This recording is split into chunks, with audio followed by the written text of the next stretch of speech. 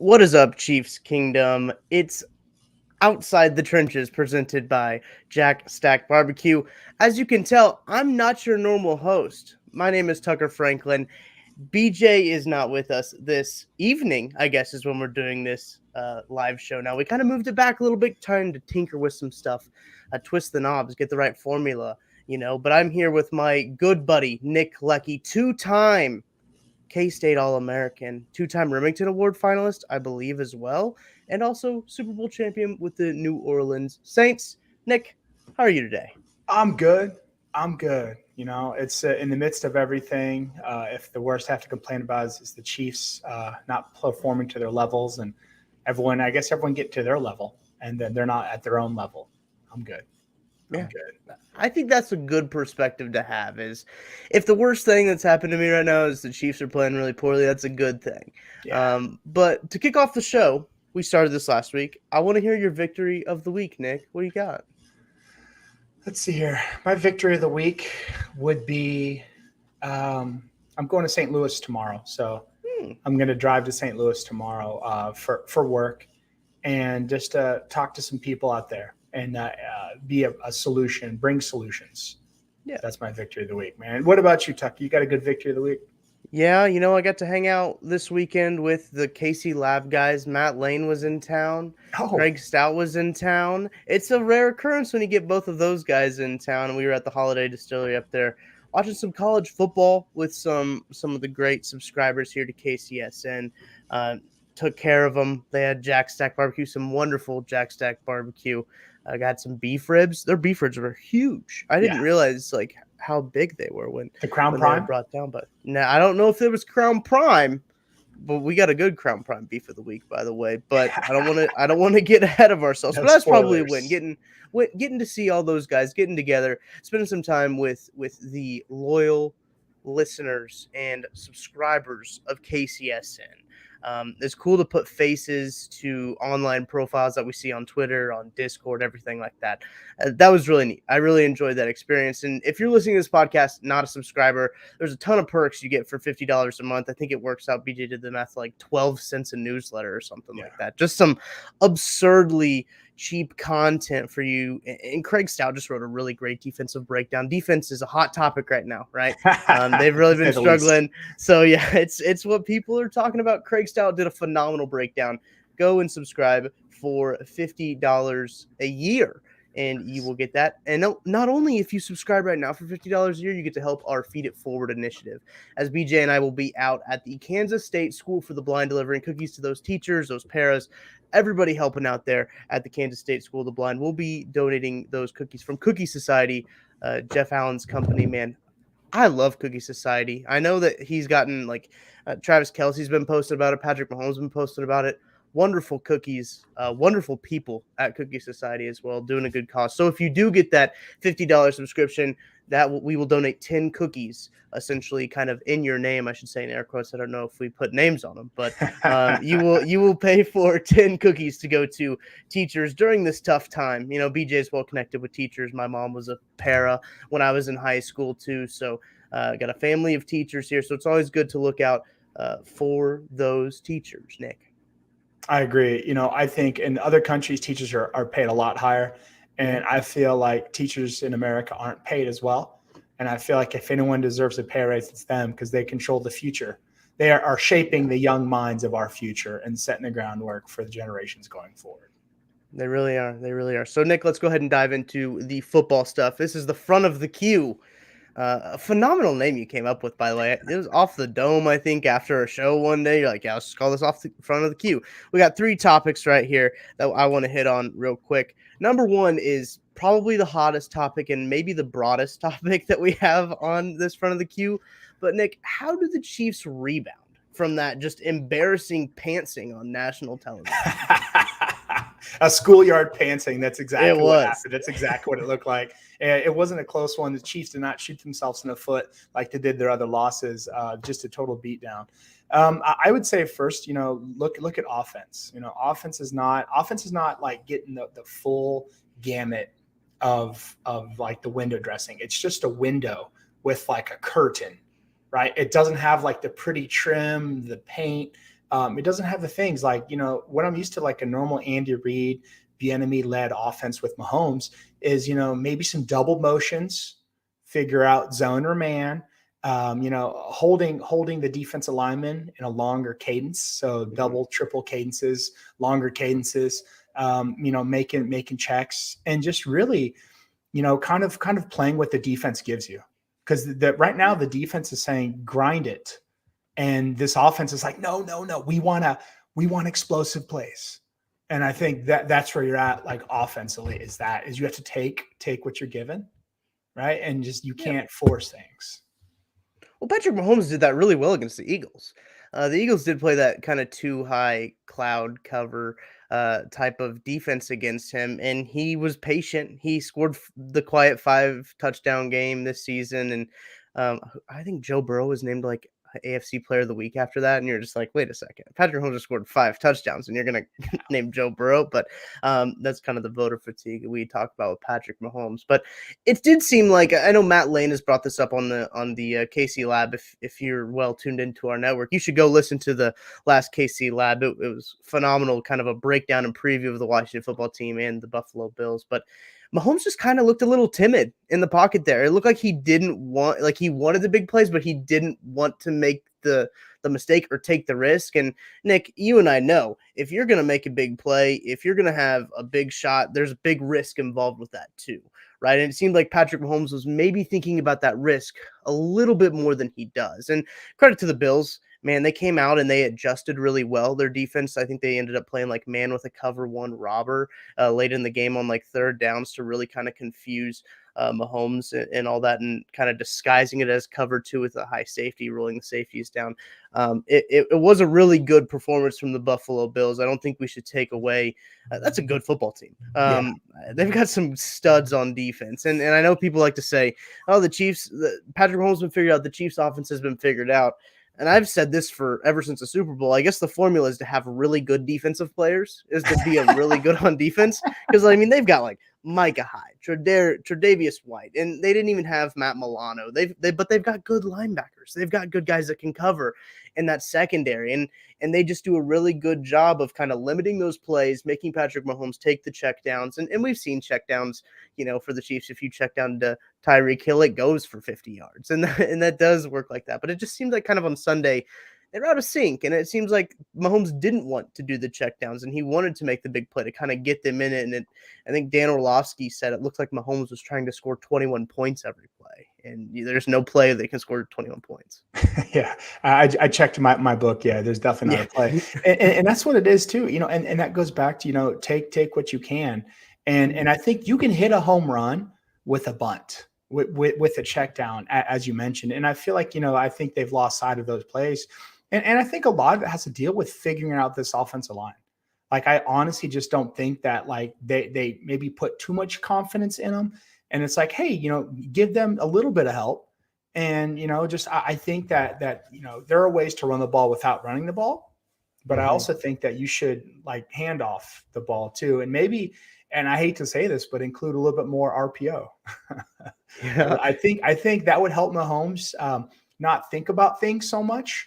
Almost treat him like, I know he's an amazing player and a Hall of Famer, but maybe treat him like he's a younger quarterback, and warm him up a little bit. Some easy throws, get him going with the quick stuff, and bore the defense down, like make it boring, and then do your quick strikes. A simple logic, I think would help out like that. I do think the running game would help out. I kind of, in that weird generation of, the whole running backs don't matter trend going on there, and you don't need to run the ball. You can just throw these quick passes, everything like that. But man, changing the tempo of the game and being able to run the ball, grind it out, and bring guys into the box is a big part of the game. You can't just completely ignore the running part of the game. And I think you're totally right on that when it comes to the Chiefs do need to get some movement on the ground to get these defenses to respect that. Then that opens up so much more. We like to say the passing game leads to the run game. The run game also leads to the pass game too. So I'll be interested to see what Andy Reid and Eric Bieniemy scheme up, come out of here with. But Nick, I guess we should talk about this defense too. There's a lot of things wrong with it, but But how does this Chiefs defense rebound from last week? Man, I mean, I think we have to stop saying, hey, we face, the top four offenses in the AFC, right? You can't do that anymore because at some point you do have to say enough is enough. And I don't know if on defense, like I was listening to the defensive backs coach talk for the Chiefs, and I heard him talk about route discipline, staying, fixing your eyes on certain things, knowing what to do. And I think it's weird. It's a weird concept to say this, but offensive linemen and corners are so similar. Where on a long enough period of time, a cornerback or an offensive lineman is going to get beat, right? It's just you just don't know where it's going, where they're going, all that stuff, and you just got to protect your guy. And then at the same time, I saw when Dan Sorensen sort of like gave up on a route, and I'm not calling out Dan, like he's a great player. He has some mistakes. We're all human. But I've done that on plays where you're blocking and go, okay, surely the ball's thrown by now. And you let go, you let your guard down, and the guy beats you for a sack. You're like, oh my God, it's been like 10 seconds. Why are you still back there with the ball? So just a few discipline things, a few key things, and maybe Spag should simplify the defense. Yeah, that's been thrown out there for I think a while now, is the Spag simplification of the defense, maybe to get some other guys out there. One of the big things that is talked about with a Spags defense is that players need years in the system, right, to fully understand it. Now, if we want to talk about, I don't know, if that's a good strategy to have, if you need to have players 3 years in your system before they fully understand it, maybe that's for a different podcast. But I think that I would like to see just try to get a spark, right? Maybe throw some different guys out there. Maybe put Willie Gay in on all 3 downs. Maybe, throw Juan Thornhill out there more than you would throw Dan Sorensen out there, just to see if you can get a spark. Move L'Jarius Sneed into the slot. Throw somebody else out there, Rashad Fenton or something. I don't think that'll happen. But they've got too many slot cornerbacks, and they don't have very many outside guys. And we'll talk about this here in a second with injuries that they got, which Charvarius Ward, he's now looking like he's probably not going to play again. So they're kind of in a pickle there, and that also doesn't help this defense. But they do have a low bar kind of to clear, I guess. I mean, if you hold them to a field goal, that's a win. If you force a punt, you're the best. You're the best in Kansas City Chiefs eyes. So I mean, it's going to be interesting to see kind of how they respond, how they rebound from that game. And they've got a good team with Washington football team to kind of get a rebound with, if that makes sense. This offense isn't gonna break any records. If they do, we got a problem, Nick. Yeah, we really do. We really do. And then you're really going to say, okay, we're going to have to not hit the panic button, but you're going to say, okay, things are broken. A lot of things are broken. Yeah. And I would definitely be remiss to say that with defense, if the offense doesn't support the defense through scoring, through drives, keep the defense off the field, that does make the defensive job that much harder. And so a lot of having a good defense is making sure your offense is able to possess the ball and score, because that motivates the defense. They're like, oh shit, well, they're not scoring. And then you're like, well, crap, what are we going to do? And then you get frustrated. Then this whole snowball effect. So yeah, offense needs to do their part for the defense as well and score some points. For sure. And when the defense did do their part, the offense didn't do it against the Bills. Yep. They got 2 straight stops. It is a team game, and we've seen the special teams kind of lack on the Chiefs end as well. So it's been a little rough for the Chiefs. Timing has been off, not only with Patrick Mahomes and the receivers, but as a team as a whole. Getting penalties on special teams is a timing issue. Getting stops on defense and then not scoring on offense, that's a timing issue as well. So I think Patrick Mahomes addressed, his interceptions and saying, like, I think this is just like the inverse of us having good luck all of the rest of the year. It'll even out. And I kind of agree with it. The Chiefs have had some pretty good luck when we talk about their Super Bowl run, not having to face Tom Brady and the Patriots, getting the number 2 seed thanks to Ryan Fitzpatrick, who the Chiefs would see this week, but he is injured. Taylor Heineke is the quarterback for the Washington football team. Old Dominion U, I believe, is where he comes from. But the next topic, basketball school for sure. The next topic I want to talk about, I need to read off of my sheet here, because the Chiefs are dealing with some injuries. Joe Tooney, Chris Jones, Tyreek Hill, Charvarius Ward, Blake Bell, all were non-participants in Thursday's practice. Thursday practice. We can talk about that all we want. Usually Wednesday, I don't personally put a whole lot of stock into Wednesday practices. Thursday, maybe a little bit more on the, okay, that's kind of a little sketchy. But Hitchens was a limited participant. Joe Tooney broke his hand, I guess, in the first drive of the game against Buffalo. Play the rest of the game. So what do you think about these injuries, and especially to guys like Jones, Ward, and Hitchens? Like those are the three positions the Chiefs desperately need guys in, and they've got basically their top line guys hurt. I think I've said this before, and I'll say it again. I swear they made their injury sacrifices before, like last season. And I would have thought with all the injuries that they would have paid the injury gods off, and that they would have left them alone. Yeah. But apparently someone's drinking Joe Boo's rum.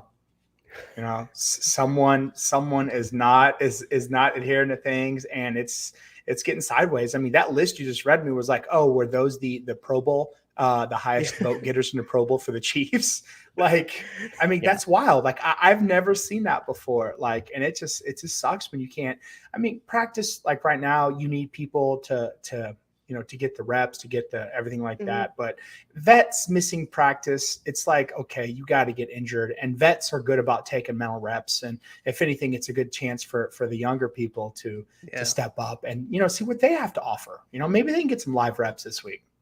Yeah, maybe so. The Chiefs are not the most deep team, I'll say, when it comes to what they have on the different positions. As I mentioned earlier, with cornerback, especially outside cornerback, they're kind of running thin there. I personally like L'Jarius Sneed a lot more in the slot, but at this point in time, you can't put him there just because you don't have an outside corner with Charvarius Ward being injured. Say what you want about Charvarius Ward.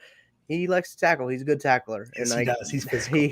He is a very physical tackler. Joe Tooney, I think they anticipate him to play. That dude's tough. I think he's only missed like 3 games in his NFL career. I think he was drafted in 2016 by the Patriots. So I remember that's when they signed him. They said, this guy doesn't miss. And like, that's kind of what the Chiefs wanted. Kalichi Osemele last year, like tore tendons in both his knees on a really weird fluke play. And they had just like injuries to the interior offensive line all year. They were hoping, man, let's get this guy who's like an Iron Man. So hopefully he can club up and play. I'd love to see Chris Jones out there kind of to get some confidence against a Washington football team that's not the best, for lack of a better term, football team. So I'd like to see him get some confidence there. Same thing with, like Hitchens and Blake Bell, like it or not. I mean, he's been a pretty decent piece in this Chiefs team, good special teamer as well. Hasn't jumped off sides or anything. So that'll be something to keep your eye on as the week kind of goes on, of who's going to be in and who's going to be out. So, Nick, last little topic here for front of the queue. The Washington football team made an announcement, I think it was today. As we were recording this episode, it was a tweet. I saw it on my way to work, and I was like, oh, this Sunday? But this Sunday, they're retiring Sean Taylor's number. Nick, thoughts? What a total smokescreen. I mean, I've heard from so many people that Dan Snyder just totally just dropped the ball on those emails, and like how those got leaked. Like, I mean, this is like, going to your parents' house and saying, hey guys, I'm getting married. Oh, cool. When? This weekend. Yeah. It's just so terrible. It's like, I don't know, like, okay, what's the proper, how are you supposed to introduce that? Right. Like, did Sean Taylor's family know this was happening and whatever? Or is this like, they're like, oh, we are, they're okay. Let's go. Right. Like, it just feels like a distraction. And it also feels like another episode or another instance of teams treating Kansas City as their Super Bowl. It's like a reverse homecoming thing. You schedule your weakest opponents. It's just like, let's hype this up. Let's make this special to the players. And what better to motivate the players than one of the GOATs who, his life was tragically cut short. Yeah. Sean Taylor. I mean, I can remember watching like NFL films. I still watch like videos of Sean Taylor. That dude was real deal. Was it Sean Taylor who laid out the punter in the Pro Bowl? Yes. That's my first thought when I think of him, not at Miami being a headhunter. In this modern game, I mean, if that happened, I mean, Oh, people would man. lose their minds, but it'd be awesome. So he's the third player in franchise history to receive a retired number. I think he's very much deserving of it. I saw a statement earlier on Twitter. I'm trying to find it right now. Some people were just like, why now? Like kind Yeah. of the same reaction that you had, like why now, and how come that nobody really knew. And this is from, I'm looking at this article here that was written by Adam Schefter, who was also called out in these Man, Washington football team emails. What man. a real mess. So I'm trying to find this guy's name here. Wright is his last name. I can't. Well, anyway, he says that, quote, we screwed up the execution, and as a result, we realized that it may hurt many of our fans deeply. And for that, we as an organization are sorry. I believe that's, I want to say Alan Wright, but I don't know if that's true. Mhm. Jason Wright is the Washington football team president. He kind of said that, and yeah, it was a weird, all sort of weird. It kind of seems like a cover up also for all the other It's things a that are coming out of cover-up. Washington. It's like, Yes. hey, look what we're doing. We're honoring Sean Taylor, so you can't be mad at us. This weekend, it's a get out of jail free card. But no, love Sean Taylor. It's tragic what happened to him.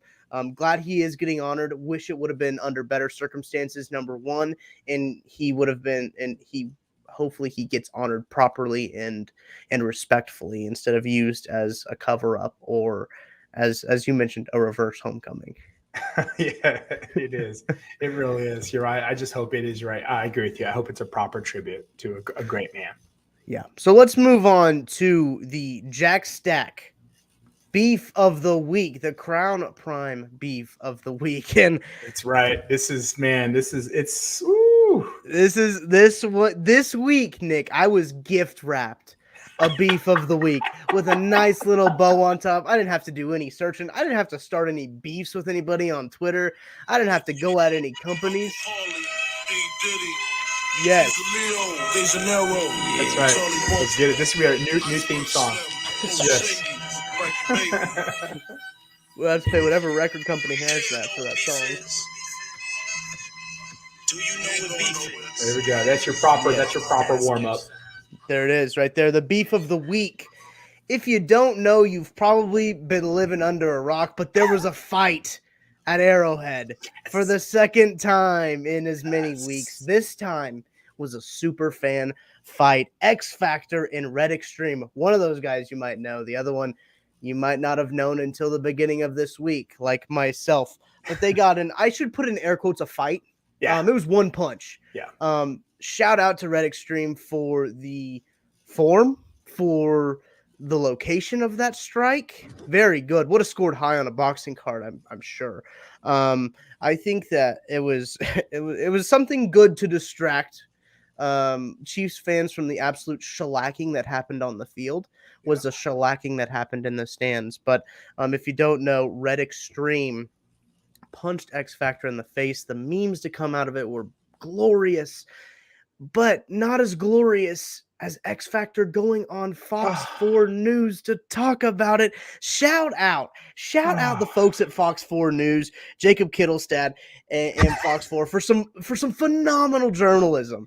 It really seemed like a story out of The Onion. It seemed like it was on Anchorman. I was watching it thinking, this is satirical.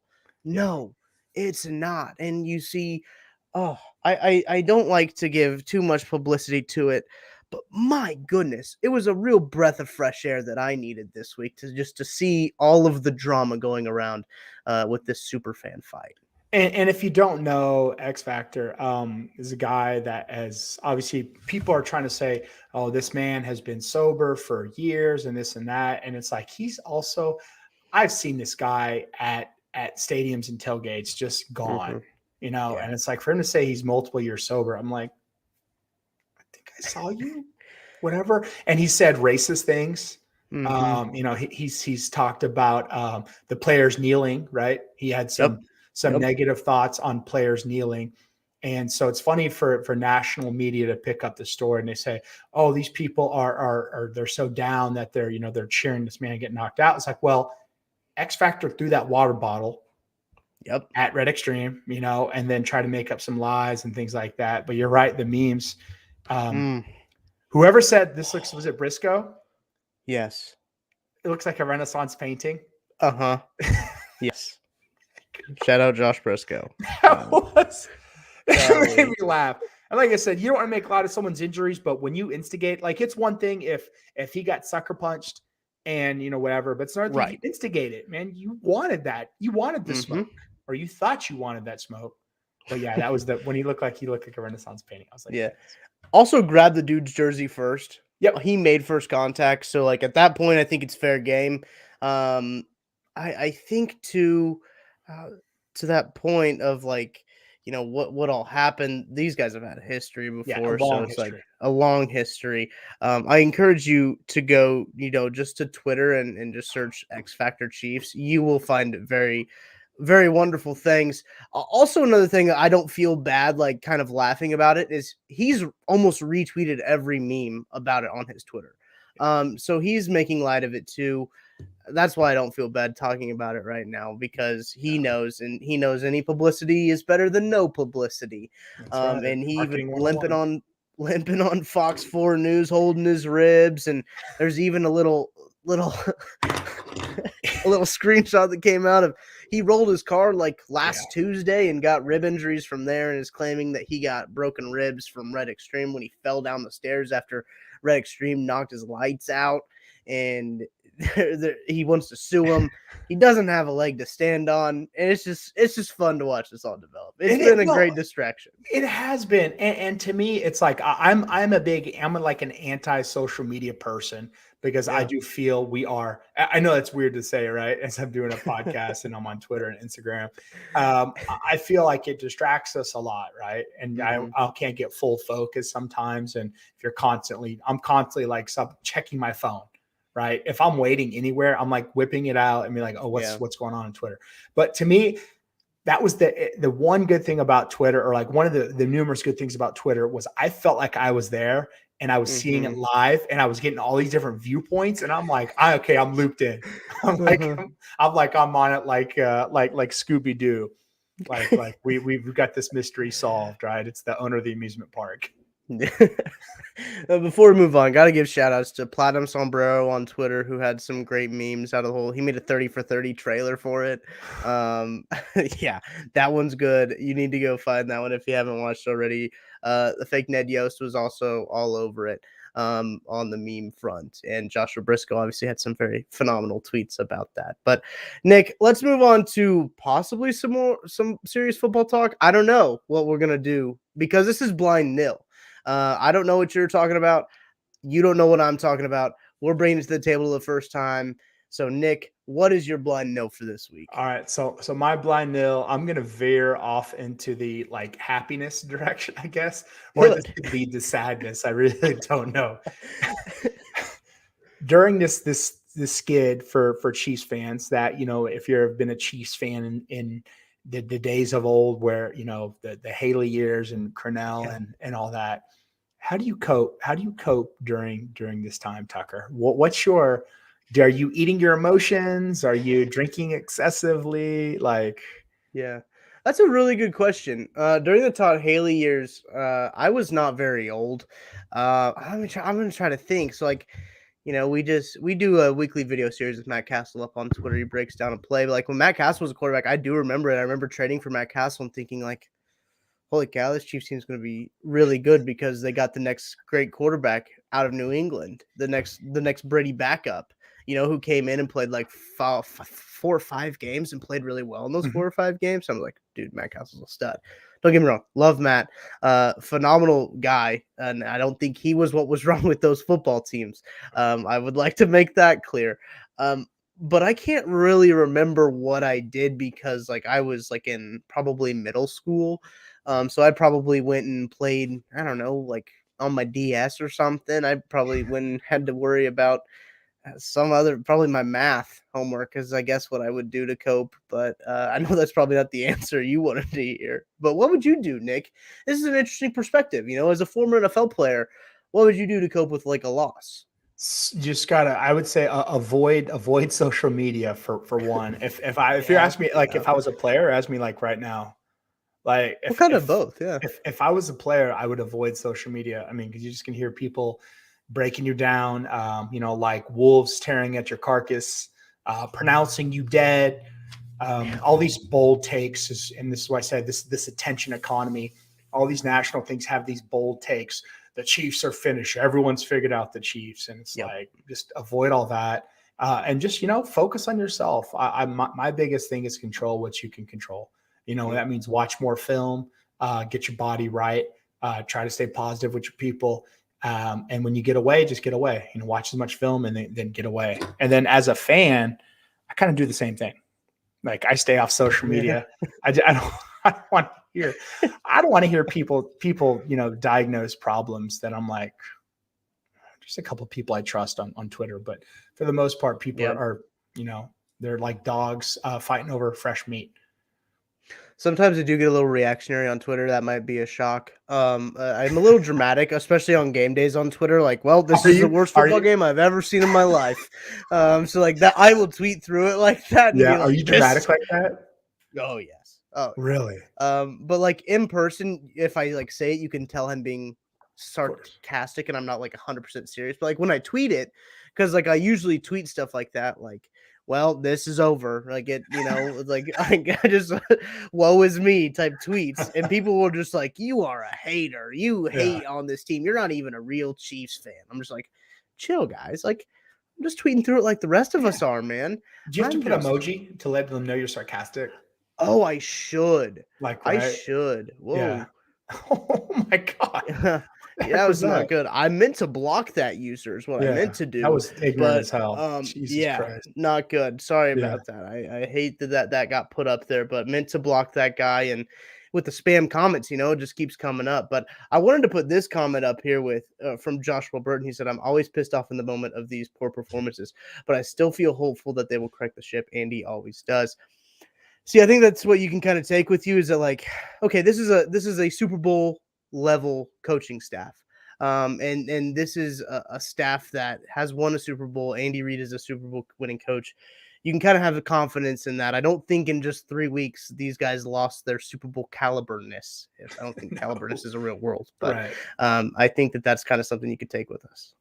Yeah, and I agree, man. This is a good coach. I think it's tough. I mean, football is such a 50-50 sport, especially in the NFL where there's such a thing as parity that, you have to get those mistakes figured out. And if you don't, man, you're going to see it every week. And they're going to say, we're going to run this at you until you stop it. And until you can stop something, you'll see it all the time. It's like the best way to get rid of a blitz is to pick it up. Exactly. Say, oh, never doing that again. Yep.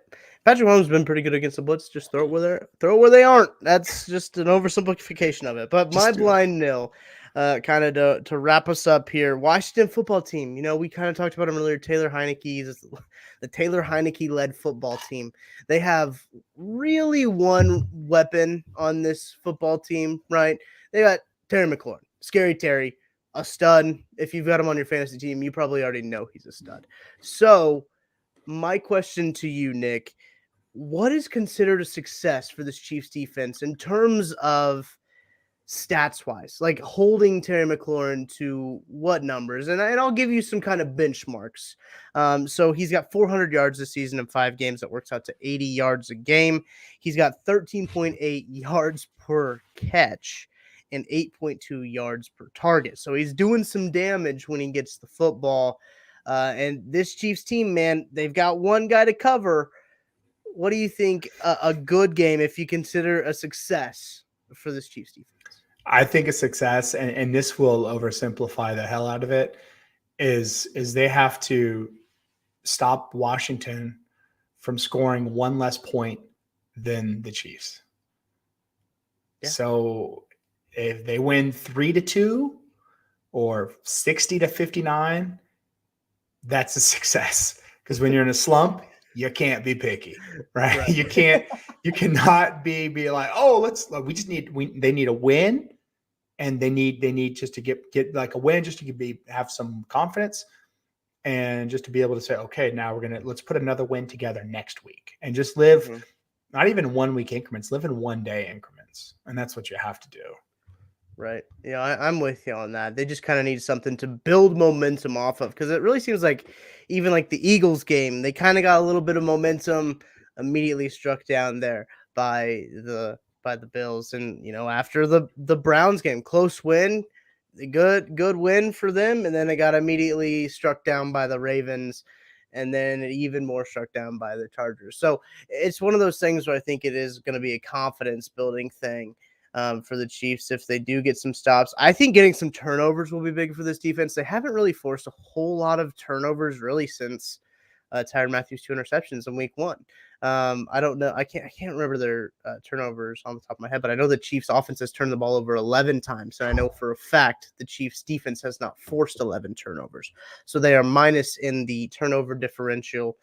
I think that'll be big, kind of, as you mentioned. I think the momentum building is going to be huge, especially, it's a long season. I know we kind of talked about earlier, people are already calling the Chiefs dead in the water. It's week 6, so I'm not too concerned, but I do think that there are some things to be worried about and to keep an eye on, but that doesn't mean anything. Yeah, I absolutely agree. It's still early in the season. You do have to get stuff corrected because this is a problem. And like I said, to me, real teams show themselves November, December. But you got to get enough wins early part. When it's still warm. When it gets football weather, then that's when the good teams show up. I agree with you, Nick. We usually do agree. I don't know if that makes for a good podcast or not, but I thought that this was a pretty good podcast. Hopefully next week we got BJ Kissel on with us. Thanks to our sponsor, Jack Stack in Nexa. That's right by you there, Nick, at 87th and 435. You been out there yet? Oh yeah. We took the family out there last Sunday or something like that, and I tweeted about it, and it was glorious. And that's right. Just to have those Crown Prime ribs, right down the street, a awesome patio. They have great cocktails, by the way. I was drinking Makers on the Rocks. I guess that's a cocktail, right? I mean, that's a drink. And and the kids loved it, man. My daughter loves wings. My son loves the burn ends. My wife does, and it's just it's classy old school, like the Rat Pack. It's just classy as hell, and it's just fantastic barbecue. It really is. I do enjoy it every time I have Jack Stack barbecue. Kansas City spoiled with some phenomenal barbecue places. Jack Stack, just one of those just historic institutions in Kansas City when it comes to barbecue. Last comment I want to throw up here from Joshua Burton. Bring on the 13-14 personnel. Load up them tight ends, baby. Get them all out there. And let's just run the ball. But, I would like that personnel, but don't bring in double tight. Split them out. I always despise the concept of let's bring in a big guy, because guess what? They bring in a big guy too. And guess what? It's traffic everywhere.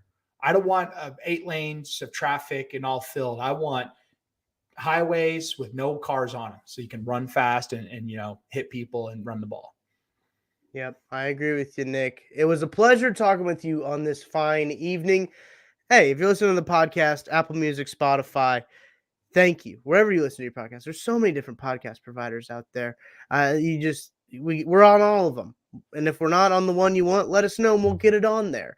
And if you love us, leave a 5-star review, leave a kind comment. Tell us how you feel about the show. We're always trying to improve things, always trying to make things better. Next week we'll be back, maybe at the same time. We'll see. We're doing a little bit of an experiment here, see what time you guys like the best. So until then, I'll catch you later, Chiefs Kingdom.